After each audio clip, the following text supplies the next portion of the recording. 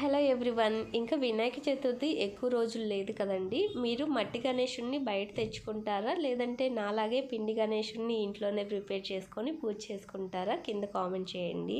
దాంతోపాటు ఒక చిన్న క్వశ్చన్, మనం గణేషుడి దగ్గర కొన్ని రకాల పత్రులు పెడతాం కదా, వాటి పేర్లు మనం గణేషుడిని ఇంకా ఆ పత్రుల్ని వీటన్నిటిని పారే నీటిలోనే ఎందుకు నిమజ్జనం చేస్తామో కామెంట్ చేయండి.